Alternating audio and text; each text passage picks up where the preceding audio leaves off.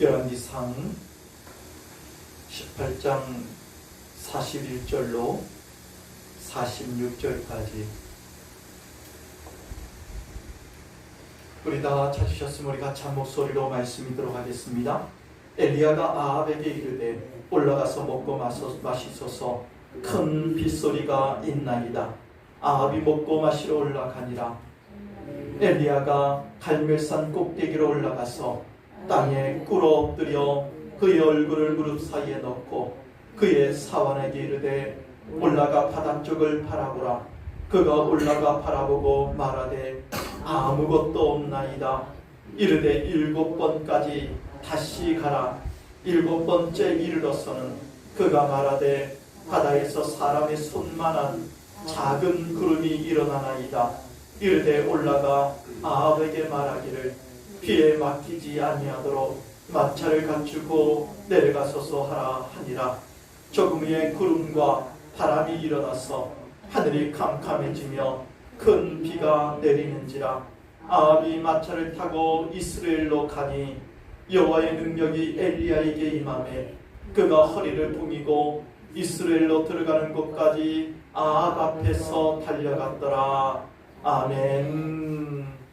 우리 하나님의 크신 은혜가 여러분들에게 부어짐으로 여러분들의 영혼이 살아나고 가정이 살아나기를 예수님의 이름으로 간절히 축원합니다. 너무 덥고 너무 습하고, 그러니까 우리는 그런 너무라는 단어를 많이 쓰죠. 그런데 이게 무색할 정도로 진짜 덥습니다. 그래서 그냥 더위라고 하지 않고 아예 폭염이라는 단어를 써요. 그러니까 이 폭염이라는 단어는 정말 어떻게 이 말할 수 없는 더위를 얘기할 때 폭염이라는 단어를 써요. 그러니까 이 폭염이 7월 초부터 그리고 8월 지금 계속해서 며칠 동안 찬바람 부니까 너무 살만하죠. 예, 저녁에 문 활짝 열어놓고 그러니까 시원한 바람이 부는 게 너무 감사해요. 근데 이제 조금 지나면은 이 찬바람이 싫어질 겁니다. 아유 춥다 할 거예요. 그런데 다시 더워져요. 그러니까 이게 입추가 딱 되어지면서 찬바람이 부는 거 보니까 이 절기라고 하는 것이 참 우리에게 있어서 이 기가 막히게 계절을 우리로 하여금 준비하게 하는가 보다 여겨집니다. 근데 폭염으로 힘들 때 정말 한동안 비가 그냥 왕창 스콜처럼 쏟아지다가 말짱한 하늘을 보이고 그럼 다시 폭염이 주어지고 무더위가 찾아오고 밤에 더워가지고 에어컨을 틀지 않으면 잠을 잘 수 없을 정도로 그렇게 일어나는 일이 계속해서 반복되어지는데 우리가 이러한 폭염이나 이 가뭄으로 이 답답해야 할 때 내리는 소낙비는 정말 하나님이 우리의 그런 심령에 정말 청량함을 주게 하시는 그런 은혜의 단비처럼 여겨지는 거예요. 그 본문에 오늘 은혜의 빗줄기, 정말 하나님께서 정말 3년 6개월 동안 가뭄으로 비 한 방울 내리지 않는 이스라엘 땅에 이제는 엘리야의 기도로 정말 하나님의 사람의 그 부르짖음으로 하나님께서 단비를 내려주시는 그 은혜는 정말 엘리야뿐만 아니라 아합에게도 그렇고 그리고 이스라엘 모든 백성들에게 드디어 살았다. 드디어 이제는 우리는 산다. 라고 하는 그런 안도의 한숨을 쉬게 하는 줄로 압니다. 그 엘리야 시대, 오늘 본문의 모습, 이 말씀의 이 배경이 지금 엘리야 시대, 아합 시대인데 이스라엘 남북 분단의 시대인 그런 그때 이 아합이 다스리고 있는 이 북이스라엘은 계속해서 우상을 숭배하는 나라로 바뀌어버렸습니다. 그렇게 하나님을 신실하게 섬겼던 하나님의 사람들이 언제 그랬냐는 듯이 우상을 섬기고 그리고 하나님을 믿는 사람들을 다 추방해버리거나 죽이는 일이 벌어진 거예요.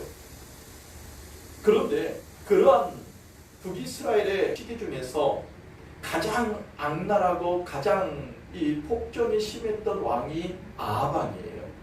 이 아방의 부인이었던 왕비였던 이세벨은 대놓고 우상 숭배를 자행했던 사람이고, 심지어는 하나님의 선지자들을 다 죽이거나 그리고 이 남유다로 추방해버리거나 그렇게 하고, 자기가 자기 나라에서 데리고 온 우상의 선지자들을, 바알과 아세라의 선지자들을 데리고 와가지고 왕궁에다가 아예 배치를 시키고 전국에 그 우상 선지자들을 파송해가지고 모든 북이스라엘을 우상의 나라로 만들고 싶어 했던 거예요.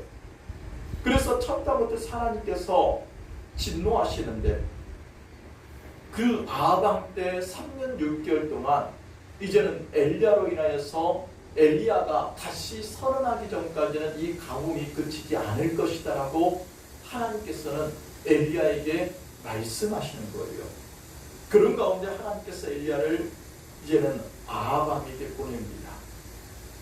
아방이 보는 앞에서 갈멜산에 이세벨이 데리고 왔던 이 모든 우상의 선지자들, 바알과 아세라 선지자들을 다 모으게하고, 그리고 이제는 하나님을 믿는 믿음의 선지자는 딱 엘리야 혼자.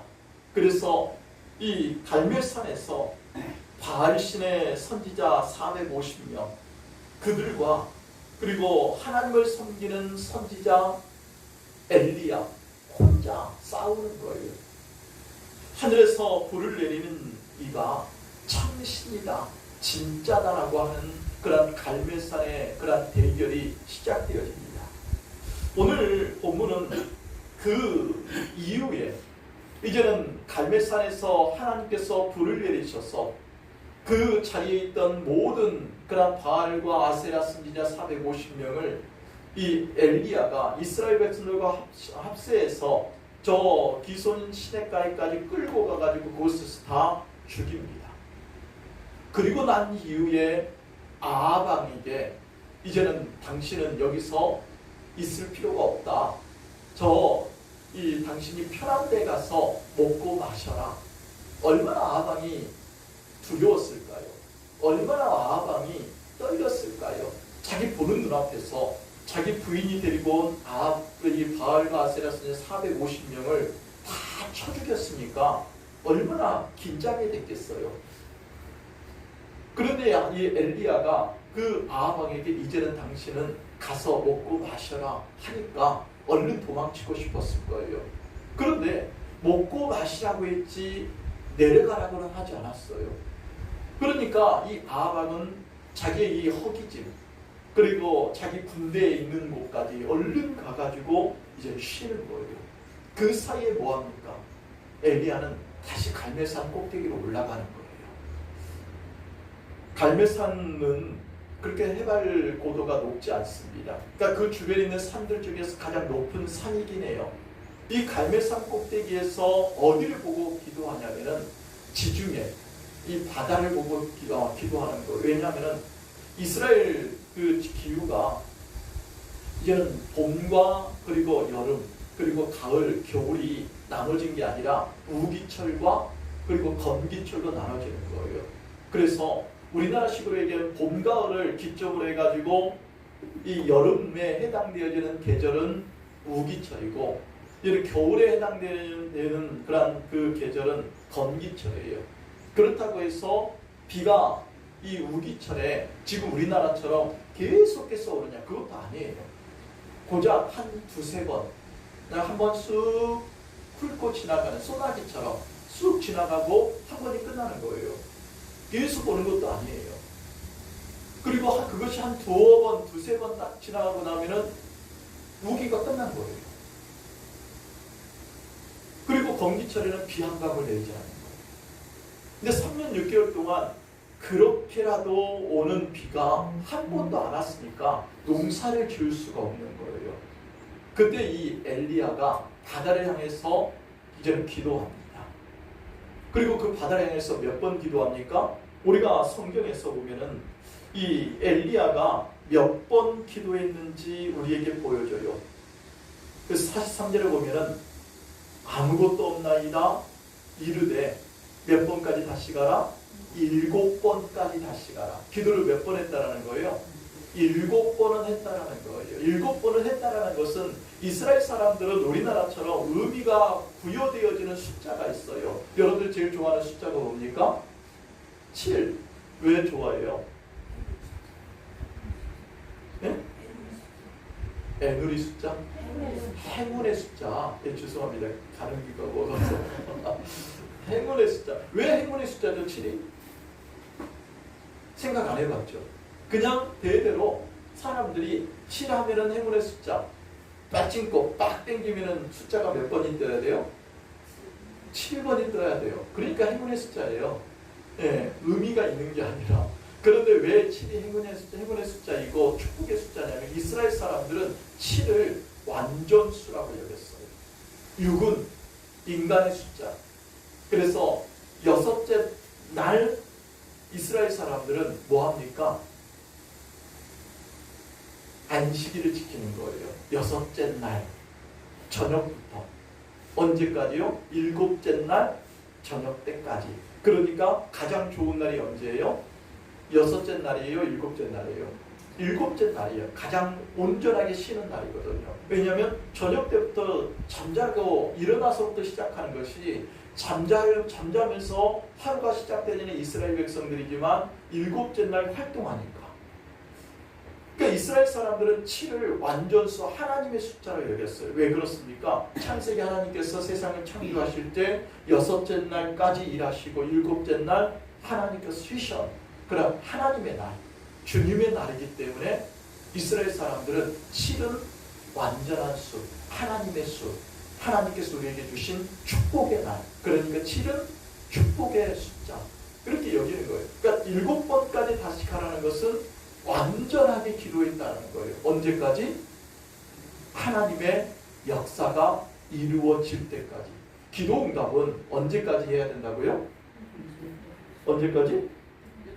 7번까지? 아니면 응답이 주어질 때까지? 7번 했는데도 응답이 안 주어지면 어떻게 해요? 안 되는 거잖아요. 그렇죠? 그러니까 7번까지 했는데 44절에 뭐라고 말씀합니까? 7번째 이르렀은 그가 말하되 바다에서 사람 손만한 작은 구름이 일어나나이다. 엘리야의 종 게하시가 보니까 사람 손가락만한 구름이 이 지중해에서 이제는 보여지는 거예요. 근데 7번째 이렇게 사람 손가락만한 구름이 일어난 이것은 하나님께서 7번이 아니라 6번째에도 그렇게 하실 수 있고 첫 번째에도 그렇게 하실 수 있고 10번째 가서도 그렇게 하실 수 있는 하나님이신데 그 완전수 7번 하나님께서 역사하시는 하나님의 숫자 그 숫자에 맞춰서 역사해 주셨다라고 하는 것을 보여주는 거예요. 그것은 하나님께서 나에게도 언제까지 기도하라고요? 응답 주실 때가 7번째인 거예요. 응답 주실 때가 하나님의 때인 거예요. 응답이 주어지는 때는 하나님이 역사하시는 때이고 아직 응답이 주어지지 않은 때에는 이제는 내가 하나님 앞에 나아가는 때예요. 그러니까 우리는 하나님 앞에 언제 나아갑니까? 응답이 주어질 때까지 나아가는 거예요. 그런데 우리는 어떻게 합니까? 하나님 왜 나한테만 언제까지 어느 때까지 하면서 계속해서 하나님을 보채거든요. 근데 이게 좋은 것이고 하나님께서 우리에게 원하시는 것이긴 해요. 왜냐하면 내가 하나님 앞에 나아가기를 하나님께서 원하시거든요. 언제까지요? 하나님이 준비하신 그 때가 되어질 때까지 하나님의 역사가 이루어지는 그 때가 채워질 때까지. 그래서 우리는 우리의 믿음의 그릇이 채워질 때까지 기다리는 거예요. 하나님께서는 내 기도에 그 분량이 채워질 때까지 하나님께서 우리를 기다리셔요. 그러니까 이것이 우리 눈에 보이지 않죠. 우리가 알지 못해요. 내 믿음의 그릇이 어느 정도 채워졌는지, 내 기도의 분량이 어느 정도 채워졌는지. 그런데 하나님께서 역사하시는 그때가 되어지면 하나님이 우리에게 뭐라고 말씀하십니까? 따라서 하겠습니다. 되었다. 되었다라고 하시는 거예요. 그러니까 하나님께서 엘리야에게 손가락만한 하나의 구름이 떠올랐을 때 엘리야가 기도를 멈췄습니까? 계속 기도했습니까? 계속 기도한 거예요. 왜냐하면 손바닥만한 구름이 딱 떠오르는 그것은 하나님의 사인이에요. 너는 본격적으로 기도하라는 거예요. 이제까지 기도한 것은 너의 기도의 분량을 채우는 것이고 3년 6개월 동안 이스라엘 백성들의 그 가뭄을 해소하기 위해서 그들의 죄와 그리고 그들의 모든 연약함들을 채우는 시간이고 손바닥이 떠올랐을 때 이제는 하나님의 역사가 너희 이 땅에 얼마만큼 부어지기를 원하는지 너가 이제는 기도하라는 거예요. 우리는 하나님의 사인이 딱 보여지면 대부분의 성도들은요 기도를 멈춰요. 왜냐하면 이미 응답받았다고 여기니까. 하나님 응답 주셨는데 뭐라고 기도해요? 응답 주셨는데 믿음으로 할렐루야 아멘 하고 열심히 내가 일을 해야죠. 그렇죠? 고기를 끄덕거리면 안 돼요. 여기서는.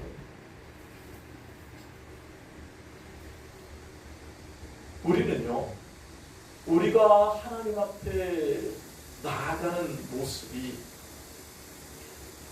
어찌 우리는 사단이가 우리 앞에 야 됐어 그 정도만 해도 돼 하나님 이미 응답하실 거야 하나님 역사하셨잖아요 이미 응답 주셨는데 뭐하러 또 기도해 그거 하나님 원하시지 않는 거야 너 하나님 못 믿어 하나님 믿잖아 그러면 하나님 응답 주셨으면 사인 주셨으면 이제 멈춰야지 그게 하나님 믿는 사람들의 모습이잖아 라고 속삭이는 소리에 싹 넘어가는 거예요.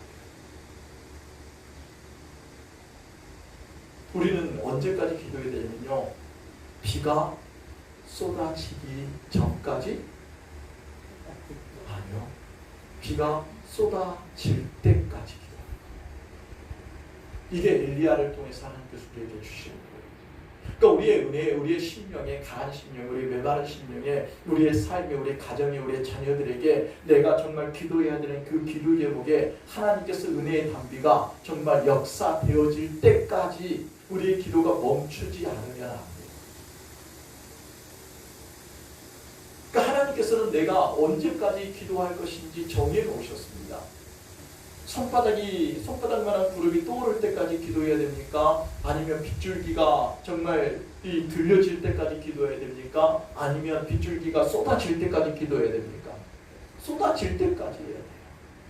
근데 우리는 소리가 들리면은 하나님 할렐루야 하나님 너무 감사합니다 하고 멈춰요. 손바닥이 딱 올라오면은 그 구름이 떠오르면은 하나님 이제 역사하고 계시는군요. 하나님 정말 하나님이 살아계십니다. 정말 역사해 주시는군요. 하나님 감사합니다. 집에 갈게요. 비 오면은 젖으면 안 되니까. 그 우리는 언제까지 하나님 앞에 기도해야 될지에 대해서 분명히 알아야 돼요. 사단이가 내 앞에 놓은 간식거리 놓고 보고 너 이제 너가 기도했던 것 지금 이제 사인이 주어졌으니까 이거 보고 이제는 멈춰도 돼. 거기에 현혹되면 안 돼요. 하나님은 째째한 하나님도 아니고요. 하나님은 작으신 하나님도 아니고요. 하나님은 그렇게 옹졸한 하나님도 아니에요. 하나님은 얼마나 크십니까? 세상을 다 창조하신 하나님이에요. 돌로 떡덩이를 만드실 수도 있는 하나님이지만 하나님께서는 까마귀를 통해서 그 떡을 공급하기도 하시는 하나님이세요. 그런데 예수님께서 시험 받으실 때 마귀가 뭐라고 합니까? 돌덩이를 떡덩이가 되게 해라. 그리고 그거 먹어. 배고프잖아. 그것으로 만족해. 이게 하나님의 역사야. 예수님은 거기에 전혀 휘둘리지 않아요. 왜요? 하나님이 어떤 하나님이신데? 내가 믿는 하나님이 어떤 하나님입니까? 나는 하나님 앞에 어떤 존재인가 이것에 대해서 분명하게 알면은요 우리는 절대로 구름 떠오른다고 해서 멈추거나 빗소리 들렸다고 해서 멈추잖아요. 왜냐하면 하나님의 능력을 알거든요. 하나님은 구름 하나 떠올리고 끝내는 하나님이 아니에요. 빗소리가 들리는 그 환청으로 끝내는 하나님이 아니에요. 실제로 내가 기도하는 그 기도의 제목에 실제가 되어지도록 역사하시는 하나님이시지 그렇게 소리로 그렇게 보여지기만 하는 하나님은 아니라는 거예요.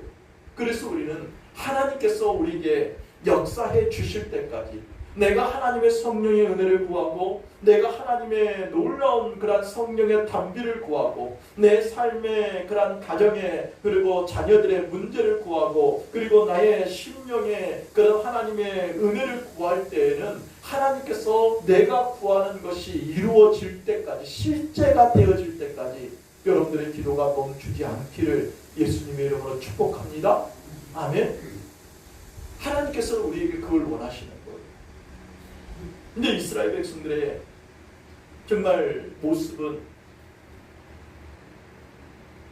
조금만 보여지면은 멈춰버리는 거예요. 또 조금만 어려워지면은 또 멈춰버리는 거예요. 힘들면은 그냥 언제 하나님께서 역사해 주셨는지 잊어버리고 불평하는 거예요. 왜냐하면 하나님을 그런 하나님으로 믿고 있기 때문에 그래요. 그러니까 내가 믿고 있는 하나님에 대해서 우리가 분명하게 그리고 정말 정확하게 아는 것이 필요합니다. 여러분들의 하나님은 어떤 하나님이십니까? 여러분들이 믿고 있는 하나님은 어떤 하나님이 되어지기를 원하세요? 성경에 우리에게 말씀하고 있는 하나님은 절대로 작으신 하나님이 아니에요. 하나님께서는 그 구름 기둥 하나 딱 보여주고 야 됐지 나 이런 하나님이야 너 이제 그 기도 그만해도 돼 라고 하시는 하나님이 아니라는 거예요. 우리의 삶에 얼마나 많이 그런 일들이 벌어지는지 모릅니다. 왜냐하면 하나님께서 우리 가운데 역사해 주실 때 사단은요 우리에게 정말 광명의 천사로 우리에게 가장에서 구름 기둥 하나 딱 보여주고 야 하나님께서 너에게 이제 역사하신 거야. 이제는 기도 그만해도 괜찮아. 야, 기도 힘드니까 좀 쉬어. 이제는 하나님께서 역사하고 계시니까 이제는 멈춰도 돼. 속상해요. 우리의 기도를 멈추게. 왜냐하면 사단이 가장 싫어하는 것이 뭐예요? 우리가 기도하는 거예요. 우리가 하나님께 가는 거예요. 우리가 하나님을 만나는 자리예요. 그러니까 성도가 하나님의 이름을 부르고 성도가 하나님 앞에 그렇게 나아가고 성도가 믿음으로 하나님을 찾는 것을 사단이가 제일 싫어하죠. 그래서 예수님께서 시험 받으시는 것이 성령께서 그를 광야로 끌고 가실 때 제일 먼저 누가 나타나요? 사단이가 와가지고 회방하는 거예요. 하나님 아버지를 만나지 못하고 하나님의 역사를 드러내는 그 사역을 감당하지 못하도록 방해하기 위해서 제일 먼저 나서는 거예요. 그러니까 우리의 삶에도 사단이가요 얼마나 부지런하고 얼마나 잽싸고 얼마나 정말 날쌔게 역사하는지 모릅니다. 그러니까 우리는 사단이 역사하는 것에 비하면요 게을러요. 근데 그렇게 게으르고 좀 느려도 하나님은 부지런한 사단을 좋아할까요? 조금 늦은 여러분들을 좋아하실까요? 조금 늦은 여러분들을 더 사랑하시고 더 좋아하시는 줄로 믿으시기 바랍니다. 왜 그렇습니까? 여러분들은 하나님의 아들이니까 하나님의 딸이니까 내 자식 내가 귀여워하고 내가 예뻐하고 내가 좋아하지 남의 자식 누가 내 자식보다 더 이쁘다고 합니까? 하나님께서 지금 엘리야를 뭐라고 말씀해요? 야고보서 5장 17절에 보면은 엘리야는 우리와 성경이 같은 사람이로되 하면서 야고보는 엘리야를 우리와 비교하면서 우리와 성경이 같은 사람이 돼요. 성경이 같다라는 것은 우리와 성품도 똑같은 인간이고 우리와 같이 인내심도 약하고 우리와 같이 성격도 그렇게 썩 좋은 사람도 아니지만 엘리야는 정말 하나님 앞에 기도하는 그리고 믿음으로 살아가는 그 부분에 있어서만큼은 우리와 좀 차별된 모습을 보여줬다라는 거예요. 그 말은 우리도 엘리야처럼 될 수 있는 여지가 있다라는 것을 얘기해요. 그래서 엘리야의 하나님이 나의 하나님이라고 우리는 고백하는 거예요. 엘리야와 나는 다르지만 엘리야가 믿는 하나님도 나의 하나님이시고 내가 믿는 하나님도 엘리야의 하나님이시기 때문에 엘리야가 그렇게 믿음으로 기도해서 응답받았다면 나도 하나님 앞에 기도하면 응답받게 되는 것이 당연하다고요, 아니라고요? 당연하다. 그러니까 엘리야 바라보면서 엘리야 생각하면서 좋겠다, 참 부럽다 할 필요가 없는 거예요. 왜냐하면 하나님께서 나에게 야 엘리야에게도 역사해. 너에게는 당연히 내가 역사하지. 엘리야에게는 성령의 그 기름 부음도 없었어. 내가 엘리야에게는 성령의 그런 충만함도 안 줬어. 내가 너에게는 성령의 충만함도 줬잖아. 엘리야는 내 아들, 내 독생자 예수도 몰랐어. 근데 너는 내 독생자 예수도 믿고 있잖아. 엘리야와 너하고는 너무 수준이 다른 그런 인생을 살았지만 엘리야는 나를 진짜 믿었던 내 사람이야. 근데 너도 내가 신뢰하고 내가 사랑하는 내 자녀이니까 너가 나한테 나와서 기도하기만 하면 엘리야에게처럼 동일하게 역사해줘. 우리에게 그 말씀을 하고 싶은 거예요. 그러니까 하나님 앞에서 우리가 정말 이 땅에서 메마른 땅을 살아가고 정말 가난 심령으로 살아갈 때 하나님 앞에서 왜 정말 이 성령의 빗소리를 듣기를 원하시냐면요, 내가 하나님 앞에서 살아야 되기 때문에. 그러니까 이스라엘 땅은 하나님께서 이스라엘 백성들에게 약속하신 땅이에요. 축복의 땅이에요. 그런데 그 약속하신 땅, 축복의 땅은 언제 그 축복이 주어지냐면 하나님께서 하늘문을 여시고 하나님의 은혜의 단비를 부어주실 때야 그 땅은 축복의 땅으로 바뀌어져요. 약속하셨다라는 것은 하나님께서 그 약속을 이루시겠다는 거거든요. 그러니까 이루시겠다라는 것은 이스라엘 백성들이 하나님을 믿기만 하고 있으면, 하나님의 그 은혜를 기다리고만 있으면 그 약속에 따라서 하나님께서는 그 성취하시고 실행하시고 역사하시는 하나님이시라고 하는 것을 보여줘요. 그러니까 이스라엘 백성들은 하나님을 떠나지만 않으면 그 약속의 땅에서 사는 한 하나님의 놀라운 축복을 누릴 수밖에 없는 사람이라는 것을 우리에게 보여줍니다. 그럼 여러분들은 어떻습니까? 이스라엘 백성들이 살아가는 그런 그 땅, 가나안 땅이 약속의 땅이기 때문에 이스라엘 백성들이 그 땅에서 살아가는 동안 하나님께서 그 약속을 이루어 주시는 축복의 삶을 산다면 여러분들은 어떤 사람들이에요? 하나님과 어떤 언약을 체결하시고 어떤 그런 약속을 체결하셨습니까? 어떤 축복의 약속이 여러분들에게 주어졌습니까? 숙제 집에서 써가지고 저한테 카톡으로 문자로 보내시기 바랍니다. 어떤 약속이 있죠? 예수님의 십자가와 예수님의 부활을 걸고 하나님께서 우리에게 약속하셨어요. 십자가의 언약이 우리에게 있습니다. 그것이 뭐예요? 내가 너를 절대로 버리지 않는다. 내가 너의 모든 죄를 다 사하셨다라는 거예요. 내가 너를 이제는 십자가 안에서 이제는 내 자녀로 삼고 그리고 천국의 유산을 주겠다라는 것이 약속이에요. 그러면 내가 하나님 앞에서 믿음으로, 예수님을 믿는 믿음으로 살기만 하면 하나님께서 우리에게 주신 그 약속의 축복을 누릴 수밖에 없는 것이 우리의 삶이거든요. 그런데 우리는 어때요? 요동을 쳐요. 요동을. 약속을 붙잡고 싶은데 그 약속의 밧줄을 딱 붙잡고 있는 그 삶에 바람이 불고 파도가 치고 그냥 주변에 그런 사람 가운데 그런 우리를 가만히 내버려두지 않다 보니까 내가 붙잡고 있는 이 약속의 밧줄을 놓쳐버릴 때가 많아요.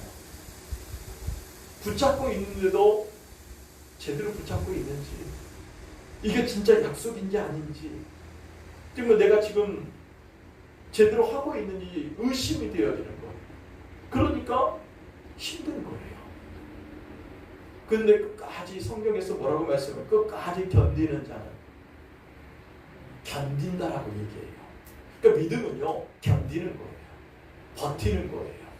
그 자리에 하나님을 믿는 믿음으로 주님께서 나를 버리지 않는다. 하나님이 나와 함께 하신다. 내가 세상 끝날까지 너희와 항상 함께 있으리. 예수님께서 약속하셨잖아요. 그 마지막 예수님이 유언이거든요.